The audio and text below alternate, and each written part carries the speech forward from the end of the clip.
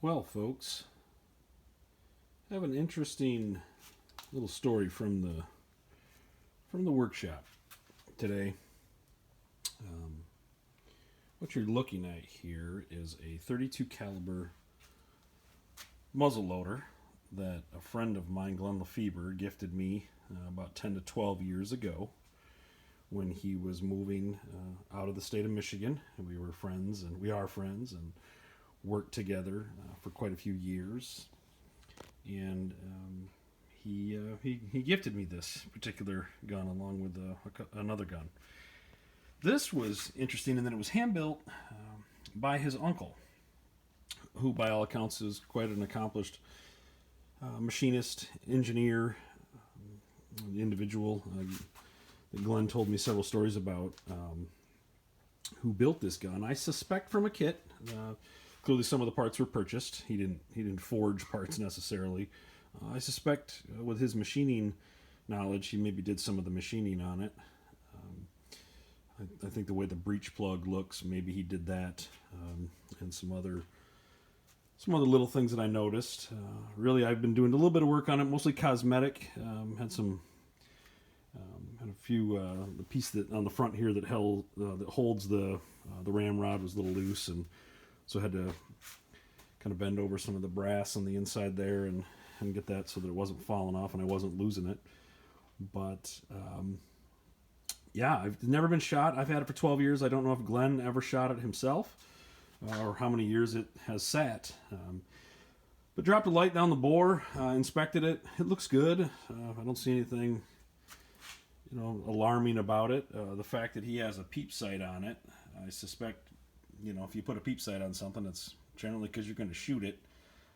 If you don't shoot it, the open sights that were on there at one point, I suspect, would be just fine. But it looks like he shot it. So my goal is to shoot this thing. I think the most impressive thing about the gun was clearly the boar's head carving that he did on here, as well as the checkering work is really something. In fact, as you can see, there's actually nostrils on the hog there. It's pretty cool. He certainly was an individual that paid attention to detail. So we're going to get her loaded up and test fire it, make sure it's safe to shoot, and then shoulder it and take a shot. Okay, getting ready to load her up for the first time and see how she does. Thanks to the guys from Muzzleloader forum online, gave me some advice on how to go about, test shooting this and give me an idea where I should start at with loads. It was interesting. There was some folks that said, the gun is as beautiful as that, I'd just hang it on the wall. And then there was a group of them that said, nah, you should shoot it. The guy that built that built it to be shot. And so I guess I fell into the second camp. But yeah, Triple F Pirate X is what we're going to be using with a .310 Hornady round ball, and then I made my own pillow ticking patches. I couldn't find any 32 caliber patches, and I'm going to start off with 20 grains of that powder, and we'll see how it loads up for the first time. So here we go. We're going to go ahead and put the 20 grains of Triple F down in the bore, and then here's the pillow ticking patch that I made myself. Just cut it out of a piece of pillow ticking that I ordered, and I think that size will be about right. She might be a little big. Let me trim her down just a little bit. I read about probably switch just using a knife the way they used to do it at some point with this, but I think that's probably better.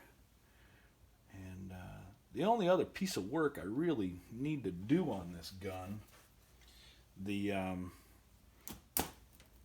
she's a little tight. The ramrod doesn't, he never put any ends on it. It's just a wooden ramrod, and I think I would like to put some brass ends on it so I can thread a jag on. So I got to get one of those ordered up, but that ball seemed to go down pretty good, pretty easy. Patch might have been just a touch big, but you could hear the air coming out of it, so it sounds like she, sealed up pretty good. So we'll go give her a shot. I'm extremely excited about this. Here it is. We're ready to shoot it for the first time. I can't tell you how excited I am to give it a shot. In fact, Glenn, when I talk to you next, I'm curious if you know the last time this beautiful thing's been shot. She's loaded in the gun vise. Just put down with I put some ballast on it, some ballast bags I keep around the shop for various things.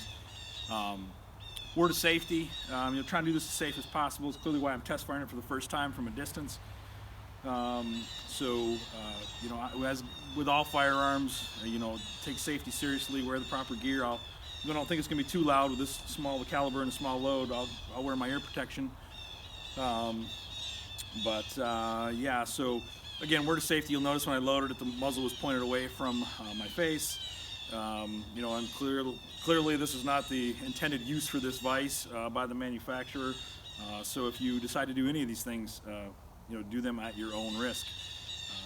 But we will, let's do this. I'm excited as heck to see this go off. We'll see if this rope will pull this trigger. This thing has got such a hair trigger on it, I cannot believe it. A lot of muzzleloaders do. So we'll set it with the rear trigger, and we'll go fire this.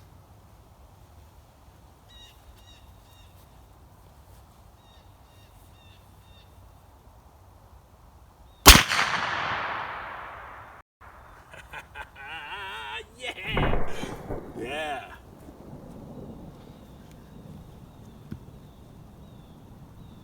Yeah, everything looks great. Oh, yeah. Yeah, wow. Who knows how long it's been since it's been fired. Oh, man, that gives me goosebumps. I'm gonna clean this baby off, or run a patch down it, get it cleaned up, and load it up and shoot it from the shoulder for the first time. I can't wait.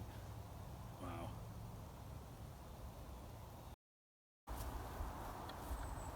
All right, folks. I don't need to say too much. It's exciting to shoot for decades. It's set for decades. But knowing that somebody built it, to be shot, it feels good to do it, in his honor and his legacy, to know that the gun lives on. It's like, I've got an old bamboo fly rod of my grandfather's, and I was fishing with it one day, and one of my friends said, "Aren't you afraid you're going to break that?" And I said, "I think my grandpa would be all right with it if I broke it, because I was hooked up to a fish." And I don't think there's much more to say, but let's see what this does.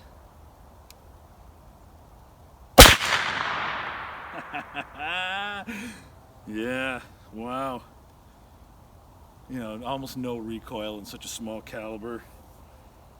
I'm just shooting off at a target maybe 70 or 60 yards away, but I'm kind of just lobbing it out in the woods there. We'll sight her in on a much better, warmer day here in southern Michigan.